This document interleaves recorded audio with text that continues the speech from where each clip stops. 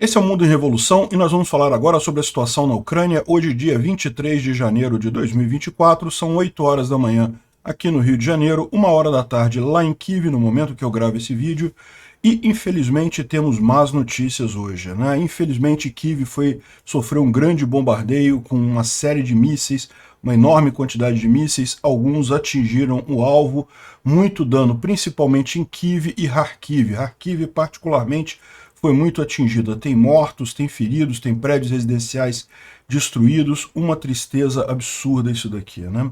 O RDK, o Corpo Voluntário Russo, conseguiu descarrilar um trem aqui bem no oeste, aqui próximo de Chelyabinsk, uma ação bem bacana aqui de sabotagem contra uma linha que leva muita carga comercial aqui, ajuda o esforço de guerra russo na Ucrânia. Mas o que o pessoal mais está fazendo a conta é do ataque ainda feito em São Petersburgo pelos ucranianos, né? Parece que o pessoal agora resolveu se mexer, botaram um monte de S-300 de defesa antiaérea ali perto de São Petersburgo, o que é ótimo para a Ucrânia, vão ser tirados da guerra, é menos S-300 que a Rússia pode usar na guerra. Além disso, estão acusando os países ocidentais de terem dado uma arma para a Ucrânia, o que não parece verdade. E o chefe da polícia de São Petersburgo escorregou, caiu e morreu. Olha que coisa, né? Só na Rússia que acontece essas coisas, né? Ou seja, o que deve estar acontecendo aqui é uma perseguição muito grande contra o que deu errado em São Petersburgo, o que significa que o ataque à refinaria realmente machucou muito os russos, né? Os russos estão fazendo uma grande ofensiva aqui em Avdiivka, e existem algumas indicações, algumas pessoas estão falando que eles conseguiram tomar Zenit. Zenit é essa área militar que tem aqui no sul de Avdiivka, e se eles tomaram realmente essa área, Avdiivka caiu. Se os russos conseguiram tomar isso daqui, basicamente não tem como defender o resto de Avdiivka. Vamos torcer para ser mentira, parece que está ainda em disputa, tem informações conflitantes aqui. Parece que esse era a grande contraofensiva russa no inverno, e realmente foi muito grande. Os ucranianos conseguiram destruir muitos russos aqui no caminho, mas simplesmente chega uma hora que é gente demais, e aí pode ser que tenham tomado Zenit, né, que é esse ponto aqui de Avdiivka, mas não temos certeza ainda, vamos ver as informações que a gente tem. Não é uma notícia boa de qualquer forma. Também teve tentativa russa de avanço aqui em Kriminá, e mais adiante aqui também na região de Svatov. Mas aí não tem nada muito significativo nessas áreas. De qualquer forma, a boa notícia disso é que os ucranianos destruíram uma quantidade enorme de blindados russos, muito provavelmente destruindo ali naquela ofensiva ali no sul de Avdiivka, né? Bom, o Lavrov falou lá no Conselho das Nações Unidas, criticando a Ucrânia e o Ocidente como se eles fossem os culpados pela guerra, né? Um absurdo completo.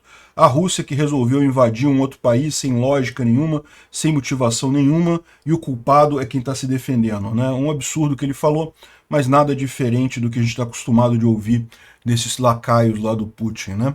O porta-voz americano respondeu a questionamento da Rússia lá sobre a questão do Alasca, de querer tomar o Alasca e coisa e tal, e respondeu num tom que eu considero muito adequado. Respondeu rindo, né? Porque realmente só rindo para uma besteira deste tamanho, né? O Zelensky assinou um decreto ontem, ontem foi o Dia da União lá na Ucrânia, e o decreto falava sobre a união de todos os ucranianos que moram na Ucrânia, mas também do estabelecimento de laços culturais com os ucranianos que moram fora da Ucrânia, e citou particularmente as regiões próximas à Ucrânia, né, regiões russas próximas à Ucrânia, justamente porque essas regiões têm muitos ucranianos ali, historicamente, já foram historicamente da Ucrânia. A Ucrânia, em 1910, antes da Revolução Comunista, né, por um breve período ela foi um país independente ali, caiu o Império Russo, antes da Revolução Comunista, do estabelecimento da União Soviética, ela foi um país independente. Naquela época, Krasnodar fazia parte da Ucrânia, Rostov fazia parte da Ucrânia, então era uma Ucrânia bem maior naquela época, né? Zelensky não está falando em invadir, anexar essas regiões e nada, apenas valorizar a cultura ucraniana lá. É uma coisa bastante razoável de pedir no final das contas, né? Inclusive porque não é só nessas regiões limítrofes aqui. Durante a União Soviética, muitos ucranianos foram forçados a sair da Ucrânia e foram espalhados por todo o território russo. Existe uma região aqui perto de Vladivostok que é chamado até de Ucrânia Verde, de tanto ucraniano que tem lá, né? E vamos falar também sobre a ajuda ocidental para a Ucrânia. Tem mais uma série de pacotes que estão vindo ali da Europa, mas o Biden está calado. Cadê o Biden? Vamos falar sobre esses e outros assuntos em detalhes. Essas notícias foram sugeridas por O Império da Picanha Contra-Ataca, Sagat Bordiev e várias outras pessoas. Obrigado aí ao pessoal que sugeriu as notícias lá no nosso site, no wrevolving.com. Obrigado a você que está assistindo o nosso vídeo. Se você gosta do nosso conteúdo, por favor, deixe o seu like e se inscreva aqui no canal, né? Pois bem, a gente vai passar aqui no canal Mundo em Revolução no dia 25 de janeiro agora, né? Daqui a 2 dias, um documentário feito por ucranianos sobre os brasileiros e latino-americanos que estão atuando no exército ucraniano, tanto na legião estrangeira e outros também que estão dentro do próprio exército ucraniano. Muito bacana o vídeo, é um documentário de 1 hora gravado pelos ucranianos lá, falando com vários soldados, vários brasileiros que estão lá ajudando a Ucrânia. Muito legal mesmo o documentário. Não percam, dia 25 às 5 horas da tarde vai estar disponível aqui no canal, né? Bom, como eu falei, as notícias não são muito boas hoje. Houve uma grande quantidade de mísseis lançados contra a Ucrânia, foram 41 mísseis de vários tipos.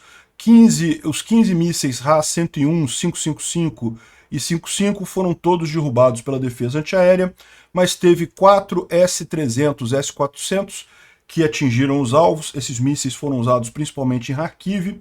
Teve também 8 Ra-22, que são também mísseis que a Ucrânia não consegue derrubar esses mísseis, infelizmente, também em Kharkiv, né? Talvez em Kiev conseguiria com o Patriot, mas essa é a situação.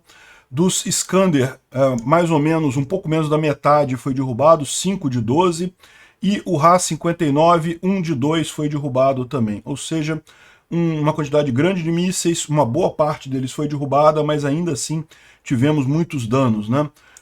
Você vê aqui, isso aqui é Kharkiv, um dos blocos residenciais que foi atingido. Olha só, imagina, pessoas moravam aqui, era um lugar residencial, um monte de gente morava aqui. Prédios completamente destruídos ali na região de Kharkiv, né? Kharkiv é, lógico, essa cidade aqui, dá para ver aqui vários ícones aqui mostrando os danos causados, né? E mais uma vez, apenas com coisas residenciais, nenhum alvo militar identificável nisso daqui, né? Isso daqui foi em Kiev, tá? Em Kiev, aqui, um míssil russo que foi destruído pela defesa antiaérea, foi atingido pela defesa antiaérea, mas acabou caindo aqui em alguma região.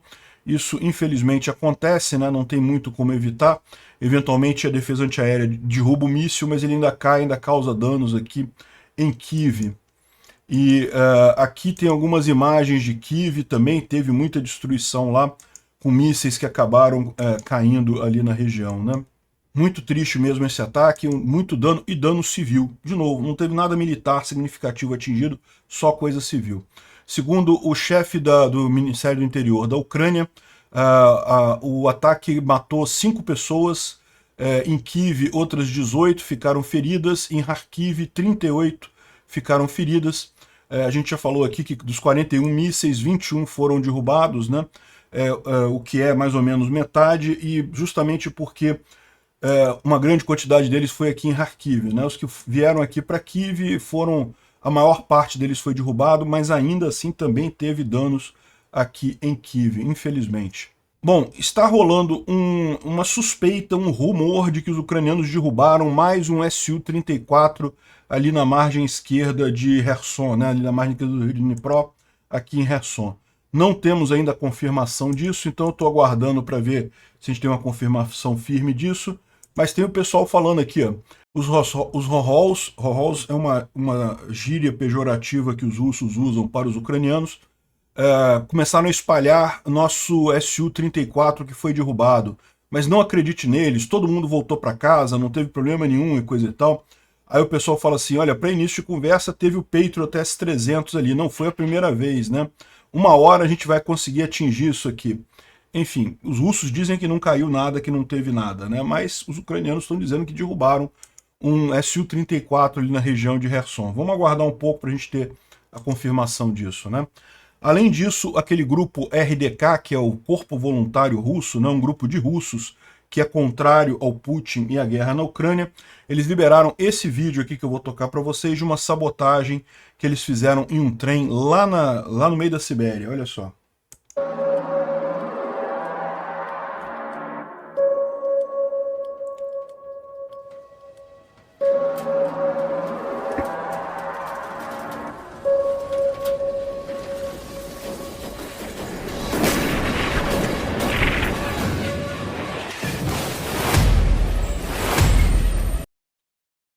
Não mostra o acidente do trem mesmo, mas bota essa mensagem aqui do dia 20 de janeiro, então teria acontecido alguns dias atrás, falando sobre isso, e se você traduzir a mensagem aqui, realmente está falando sobre um acidente de trem. A fonte News da Sibéria, né, Notícias da Sibéria, reporta que existe um atraso de muitas horas nos trens na estação de Inskaya. De acordo com a fonte, a questão é que justamente houve um objeto instalado, uma locomotiva atingiu um objeto estrangeiro nos trilhos, né? E existem sinais de interferência não autorizada de pessoas no funcionamento da linha de ferro e coisa e tal, ou seja, aparentemente, de fato, houve um incidente aqui com o trem 3501, que acabou afetando o tráfego de trens, e 12 trens foram atrasados por um total de 20 horas aqui, quase 20 horas, né? Enfim, fizeram uma sabotagem bacana ali na região, né? Agora, o que chama mais atenção é justamente os russos ali em São Petersburgo. Vocês sabem, os ucranianos atingiram aqui essa refinaria que tem aqui em São Petersburgo, a refinaria de Ust-Luga. Isso aqui não é só um terminal, é uma refinaria também. Aí tem um terminal do lado, né? E aparentemente atingiram alguma coisa que doeu muito, tá? Pelo visto, doeu muito. Primeiro que a refinaria está desligada até agora. Desligaram a refinaria completamente. Então o alvo foi certeiro. Conseguiram destruir alguma coisa muito importante ali dentro que para reparar vai ser complicado, né? E tá doendo nos russos também, porque olha só, isso daqui é um vídeo dos russos instalando um S-300 ali na região de São Petersburgo, né? Aqui a pessoa que está no carro, né, um russo que está ali no carro que gravou isso, disse que os caras estão fazendo uma manobra no meio da estrada, pararam todo mundo, eles estão colocando esses S-300 na região toda ali por conta desse caso, né? E aí você pode pensar, então agora olha lá, tem mísseis S-300 em tudo quanto é lugar aqui, botaram outro aqui, aquele que estão colocando aqui, tem um monte de mísseis S-300 ali na região, e por que eles estão fazendo isso, né? Porque realmente precisam defender ali. E por que isso é bom para os ucranianos? Porque esses S-300 agora estão ali, não estão lá na Ucrânia, né? Então, os caras estão realmente preocupados com isso.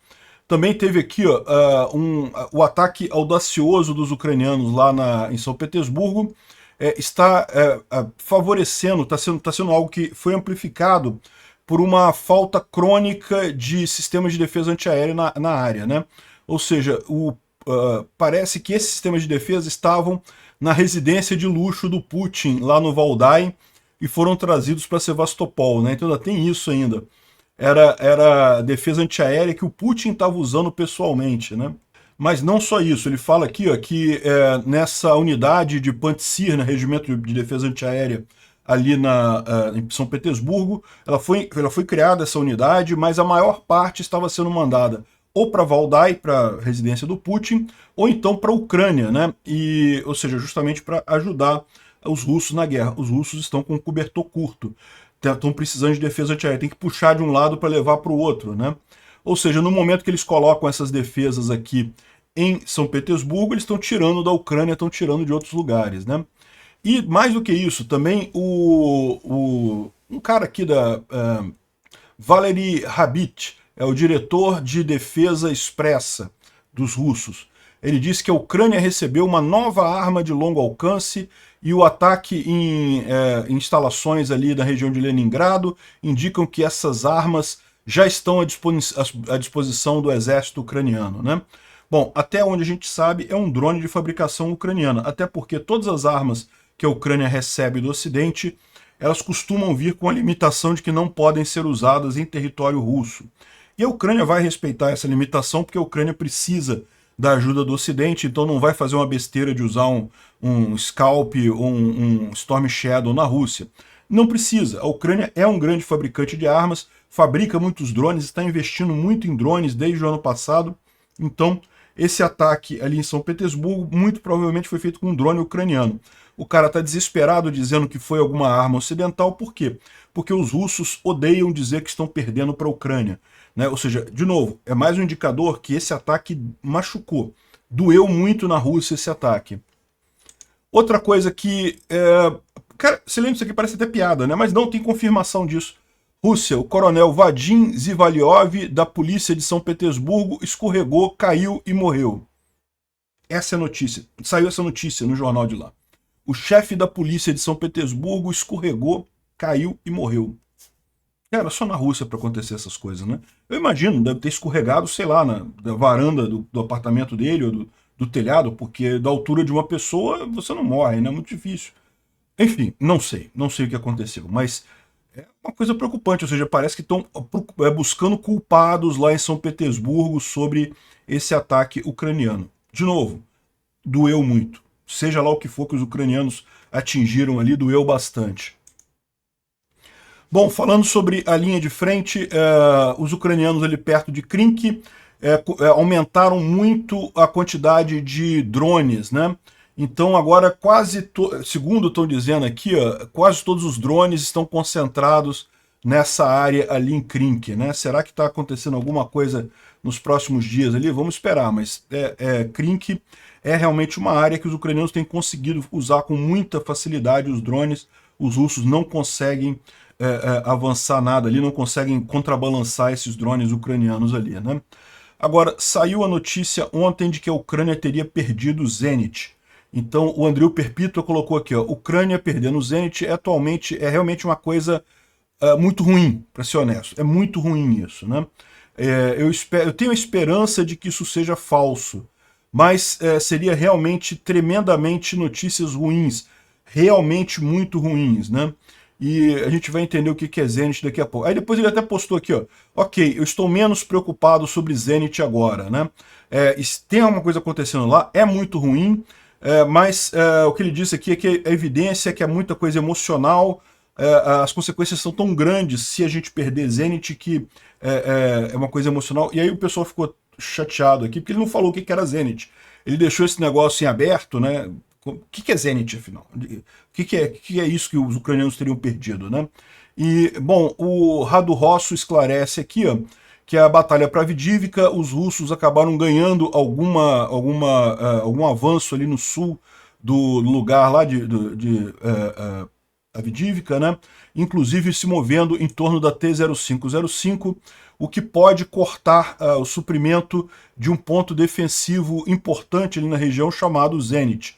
Um ponto defensivo que é muito importante na batalha de Avdivka. Nesse momento não dá para saber se Zenit, que é basicamente uma base militar fortificada, caiu para os russos ou não.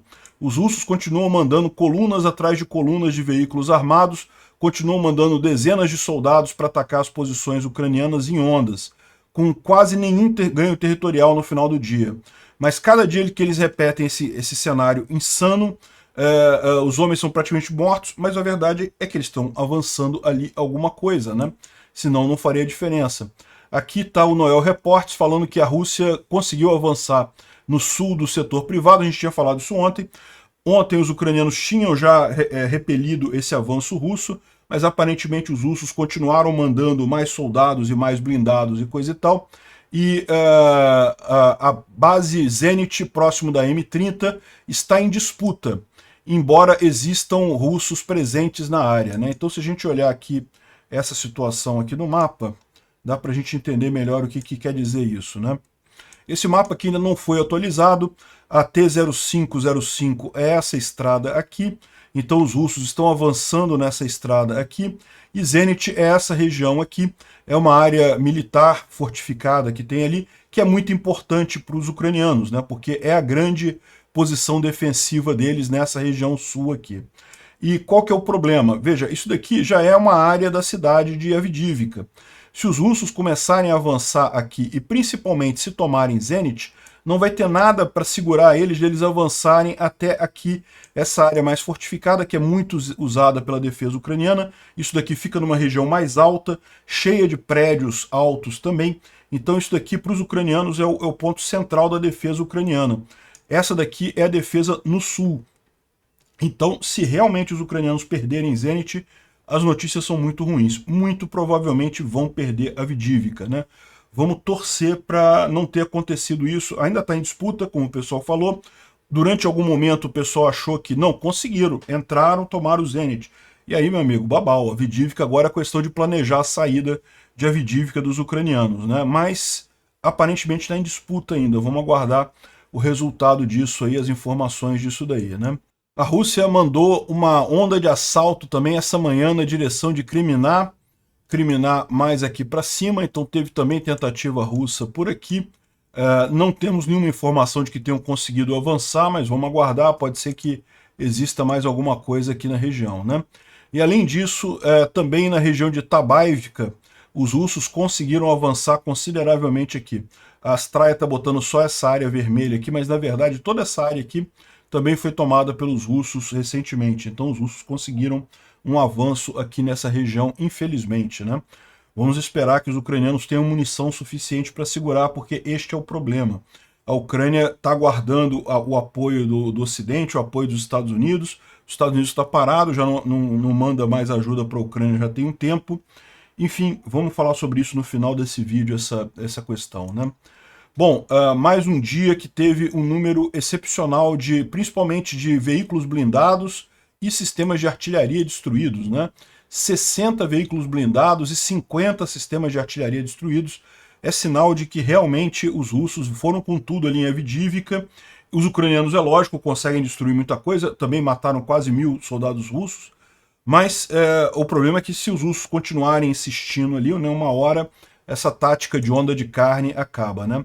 Aqui no gráfico do Levi mostra bem claramente o quão excepcional é isso daqui. Na verdade, se você pegar os últimos 30 dias, teve aqui no início do ano também uma onda muito grande aqui de avanço, de destruição de veículos blindados e artilharia, mas aqui ó, você repara que realmente é um número fora do padrão aqui em termos de blindados e peças de artilharia destruídos, né? E aqui nos mapas do Polé-Volant dá para ter ideia, tá vendo? Aqui, ó, essa região aqui de Krolmine, vocês lembram, a gente sabia que os russos tomaram a cidade aqui, mas estava incerto o quanto que eles tinham avançado aqui na região. Parece que agora o pessoal tem uma visão mais clara do que aconteceu ali, e de fato os ucranianos recuaram a linha de defesa para Tabaivka, aqui cerca de 2 quilômetros da linha de defesa anterior. Isso aqui é muito preocupante, por quê? Porque pode deixar esses outros vilarejos aqui, inclusive Ivanivka e Novoselivka, impossíveis de serem defendidos pelos ucranianos, né? Porque agora os russos podem fazer um ataque de flanco aqui e tomar essas cidades, né? Vamos esperar que esteja tudo sob controle, mas a situação realmente é complicada aqui. Os ucranianos tiveram que ceder um bocado de espaço aqui na linha de frente, né? E, como eu falei, não é a única má notícia. Bom, aqui em Bakhmut não tem nenhuma novidade, continua tudo na mesma, os russos continuam tentando avançar, mas não têm obtido sucesso. E aqui, novamente, a gente vê aqui a região ali próximo de Zenit, a zona contestada aqui no sul de Avdiivka. Eu acho que tem uma coisa aqui com a... Aqui, ó. Segundo eles estão dizendo aqui, você tem essa região toda contestada aqui, e os russos avançando pela T-0505 aqui na região, né? Vamos aguardar porque, em termos numéricos, foi um avanço pequeno dos russos, mas se realmente eles conseguirem destruir essa posição defensiva ucraniana aqui, eles abriram uma avenida aqui para Avdiivka. Aí fica praticamente impossível manter Avdiivka, né? E aqui também, em Kriminá, parece que ele mostra aqui as tentativas de avanço russos. Não teve nenhum avanço real, não conseguiram avançar por hora, mas os russos estão tentando avançar aqui em Kriminá também, nessa região, né? Bom, o Instituto para o Estudo da Guerra fala aqui sobre as operações russas de propaganda nas Nações Unidas, né? O Lavrov estava falando, não, porque a Ucrânia não quer paz, eles não querem negociar paz e coisa e tal. Essa coisa idiota que não faz sentido nenhum. Que sentido faz negociar paz com a Rússia, sabendo, depois do que aconteceu no Acordo de Minsk em 2015, né, que negociaram a paz e depois os russos invadiram a coisa toda. Então não tem negociação, né?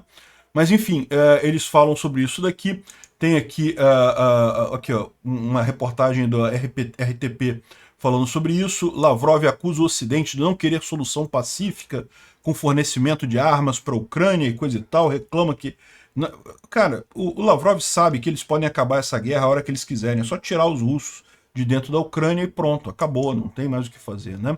E os russos estão numa situação cada vez pior lá em termos de Rússia propriamente. É por isso que o Putin e o Lavrov e esse pessoal aumenta o palavrório, né, de falar besteira, porque a população na Rússia está realmente muito revoltada com a situação lá no inverno, né? Isso daqui é uma caixa d'água recém-instalada em Chelyabinsk, que congelou, explodiu e congelou a água aqui, e agora eles estão lá sem água, sem aquecimento, porque essa água também era usada para o sistema de calefação da cidade, ou seja, estão aqui numa situação muito crítica no inverno que está muito rigoroso nesse momento lá na Rússia, né? Então, aí o que acontece? Como o Putin não tem como responder para isso daqui, porque é um problema de muitas décadas, a falta de manutenção e coisa e tal, aí fica falando palavrório para tentar conquistar a confiança dos russos, né?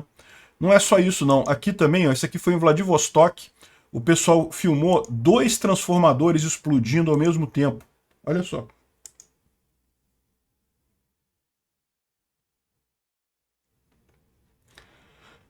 Duas subestações em Vladivostok explodindo, a cidade, uma boa parte dela sem luz.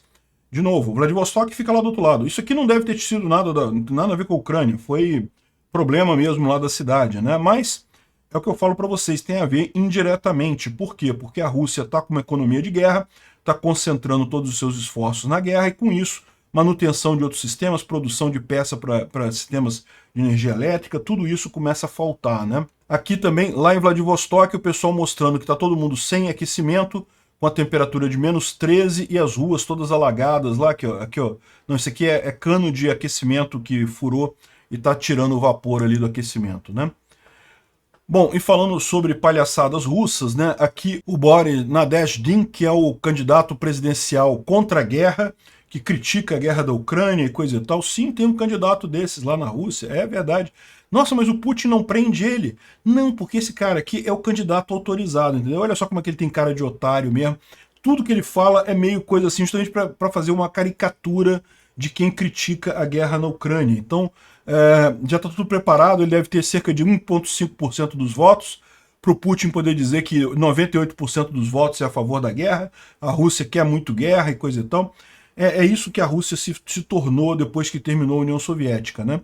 O pessoal queria criar uma democracia, mas como eles estavam muito acostumados com o padrão soviético de controle completo, o que eles fizeram? A mesma a antiga KGB, que depois virou FSB, criou os vários partidos. Então já criou os partidos, já disse, ó, você vai ser o cara que é da direita, você vai ser o cara da esquerda, você vai ser o partido não sei o que lá. E o Putin, que é o partido United Rússia, né, Rússia Unida, que é o partido que ganha sempre, né? Então, assim, eles fazem um simulacro de democracia. Aí, quando aparece alguém efetivamente de oposição, como Navalny, como Kasparov, com uma série de pessoas, ou eles envenenam, ou expulsam do país, ou prendem.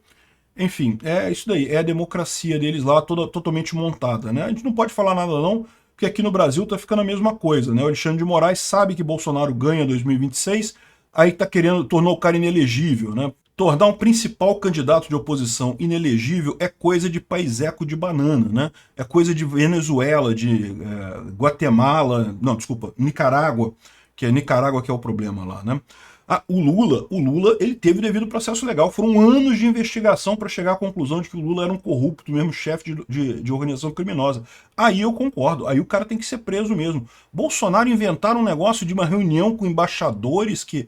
Cara, não tem lógica nenhuma isso aí tornar uma pessoa inelegível, né? É um absurdo. Eu espero que até 2026 a democracia seja restaurada no Brasil e Bolsonaro possa concorrer, ou a gente vai estar se unindo a Rússia, Venezuela e Nicarágua como países que proíbem a oposição. A oposição só pode oposição permitida. O PSDB pode, o Dória pode, sei lá, mas quem aí pode? O pessoal da Centrinho ali autorizado pode. Agora, quando tem oposição real não pode? Que história é essa? Bom, Belarus, a Bielorrússia entrou em default, não está pagando seus credores, né? Normal, é o que eu falo para vocês, essa guerra prejudicou não só a Rússia muito economicamente, mas a Bielorrússia também, porque o Lukashenko se tornou parceiro do Putin. No final das contas, a Rússia tem um pouco mais de gordura para queimar, vai acabar quebrando também, mas tem um pouco mais de gordura para queimar antes de quebrar completamente, mas Belarus já quebrou. E aqui foi a resposta do Departamento de Defesa lá nos Estados Unidos sobre a questão do Putin querer o Alasca de volta, né? A gente falou sobre isso no vídeo de ontem. Achei que a resposta foi perfeitamente dentro do padrão, né? O que se espera mesmo, né? Uma piada isso, olha só. Again, move to Russia if I may. Putin apparently today signed an order declaring a 1983 sale of Alaska to the United States as illegitimate, quote unquote. Do you have a response to that? O repórter perguntou, né? O Putin assinou uma ordem tornando ilegítima a venda do Alasca para os Estados Unidos lá em 1800 e alguma coisa. Você tem uma resposta para isso? Let me just understand that he signed something today that said the sale of Alaska is illegitimate. O cara até ficou assim, como é que ele assinou um negócio dizendo que a venda do Alasca é ilegítima? Que história é essa? Right. Well, I think I speak for all of us in the U.S. government to say that certainly he is not getting it back. In the U.S. government to say that certainly he is not getting it back. Ele respondeu, né? Eu respondo em nome de todo o governo americano, ele não vai ter o Alasca de volta, né? Ou seja, é óbvio, né? É piada mesmo. E o general SVR está trazendo uma informação aqui de que, se for realmente verdadeira, parece que a interferência chinesa na Rússia é cada vez maior, né? A Rússia está virando a Coreia do Norte e do Oeste, né? Segundo ele está dizendo aqui, lembrando que o general SVR não é uma fonte muito confiável. Ele acerta algumas coisas, tá? Mas outras coisas também ele erra. Então, hoje, os camaradas chineses sugeriram que a liderança russa deve coordenar com Pequim qualquer alteração no governo russo. Então, qualquer pessoa que seja trocada no governo russo, o Putin precisa falar com Pequim antes para saber se Pequim está ok com aquele nome ou se não é para mudar e coisa e tal. Ou seja, se isso for verdade, realmente a Rússia virando um estado vassalo da China, né? Economicamente já é essa situação, né? Bom, o Zelensky assinou um decreto reconhecendo alguns territórios russos como historicamente habitados por ucranianos, né? Então, ontem foi o Dia da União Ucraniana, né? Um dia comemorado lá na Ucrânia, e a ideia é comemorar a união de todos os ucranianos, né? Coisa e tal. E aí ele colocou esse decreto em que ele estabelece essas regiões aqui limítrofes, né? Como regiões que tem muitos ucranianos ali e que, portanto, também tem que se apegar à questão de cultura e coisa e tal. Ele não falou em invadir a Rússia e querer a soberania sobre essas áreas. O que ele disse apenas é que ele vai requerer em fóruns diplomáticos que a cultura ucraniana seja respeitada, que as pessoas tenham o direito de falar ucraniano, tenham o direito de ter escola em ucraniano, esse tipo de coisa nessas regiões aqui, né? Aqui, ó. Hoje nós vamos tomar um passo no sentido não apenas de unir, de fortalecer a união da Ucrânia e seu povo, mas também agir para a união dos direitos e liberdades e da verdade sobre ucranianos, né? A verdade sobre nós e a verdade sobre a nossa história. Para esse propósito, hoje eu assinei o decreto nos territórios historicamente habitados por ucranianos entre Krasnodar, Belgorod, Briansk, Voronezh, Kursk e Rostov, essas regiões da Rússia, indicando aqui, né? E acho muito justo, né? Uma coisa que faz sentido isso, não é questão de invadir, é fazer acordos diplomáticos para garantir que o povo tenha acesso à cultura ucraniana, né? Os ucranianos sempre foram, aliás, a Rússia sempre teve essa tendência de mover a população de um lado para o outro, justamente para enfraquecer a nacionalidade de um país. Com isso, muitos ucranianos foram até para a chamada Ucrânia Verde, que é lá do outro lado da Rússia, justamente tem uma quantidade enorme de ucranianos, lá de descendentes de ucranianos que foram mandados para lá. Esse mapa aqui mostra a porcentagem de ucranianos em regiões da Rússia. E repara que aqui nessa região é mais de 50% da população aqui é ucraniana ou descendente de ucranianos, né?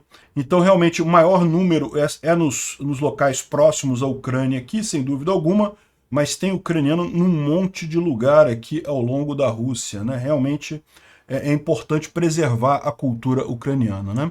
Aqui tem o decreto completo dele, mas eu acho que não vale a pena de... o que fala só aqui, ó, é que é para enfatizar a necessidade da Rússia agir de acordo com as obrigações internacionais para garantir o direito de ucranianos que vivem em seus territórios, incluindo aqueles que historicamente foram populados por ucranianos, pela etnia ucraniana, ter o direito da educação na linguagem ucraniana, uso livre culturalmente da linguagem ucraniana e coisa e tal. Bom, falando sobre a ajuda à Ucrânia, os ministros estrangeiros de 27 Estados-membros da Comunidade Europeia concordaram em que o apoio à Ucrânia deve ser fortalecido, não enfraquecido, né? E chegaram também a um acordo para mover para o último estágio de congelamento dos ativos russos e, eventualmente, liberação desses ativos para a Ucrânia. Também concordaram em fazer operações militares no Mar Vermelho, hein? A gente vai falar sobre isso no vídeo de Israel. Parece que também foi acordado pela Comunidade Europeia iniciar operações militares para garantir o tráfico ali no Mar Vermelho. Bom, o Tusk, né, o primeiro-ministro da Polônia, esteve ontem em Kiev, esteve com Zelensky e acabaram acertando aqui um grande pacote de apoio, né? Vai ter um novo pacote de defesa polonês que vai ser enviado para a Ucrânia. Também discutiu a cessão da Polônia à declaração do G7, que é uma declaração de apoio à Ucrânia pelos países do G7. A discussão da situação na fronteira dos países, aquele negócio dos caminhoneiros e coisa e tal. E também a questão da cooperação em energia elétrica entre Polônia e Ucrânia. E, por final, a questão da entrada da Ucrânia na comunidade europeia. Então, ou seja, teve realmente uma série de avanços aí diplomáticos e militares para a Ucrânia por ali, né? E a OTAN anunciou também a assinatura de um contrato para suprir munição de artilharia de 155mm de 1,2 bilhão de dólares. A gente já tinha falado sobre isso, né? Muito disso vai ser entregue para a Ucrânia, não é tudo, tá? Mas muito disso daí vai ser entregue para a Ucrânia, o que é excelente. A Ucrânia está precisando realmente de artilharia. E, bom, finalmente quem está calado nessa história toda é os Estados Unidos. Os Estados Unidos já vai para a terceira semana, terminou a terceira semana, estamos na quarta semana de 2024 e até agora nenhuma sombra de acordo no Congresso, o Biden calado, nada acontece. E o pessoal começa a criticar o Biden por isso daqui, né? Esse texto aqui mostra muito bem aquilo que eu falei, olha só. Existe um problema fundamental nessa guerra que é o Biden. O Biden é a pessoa-chave aqui, ó. A chave da vitória ou derrota nessa guerra está na mão de uma pessoa só, que é o Joe Biden. Ele poderia ter acabado essa guerra um ano atrás. O Congresso, naquele momento, era ainda controlado pelos democratas e deu a ele quanto dinheiro ele quisesse. Ele tinha o dinheiro à vontade um ano atrás. Ele acabou segurando isso, não querendo dar muita munição, acabou dando 30 tanques Abrams, que 30 tanques é praticamente nada numa guerra desse tamanho. E é aquilo que eu falei para vocês. A minha visão é que o Biden queria que essa guerra se estendesse até esse ano, porque ele vê que a guerra ajuda ele eleitoralmente nos Estados Unidos, então ele quer que a guerra continuasse. Ele sabia que se ele entregasse tudo que a Ucrânia precisava mesmo, a Ucrânia tinha liquidado essa fatura no ano passado, né?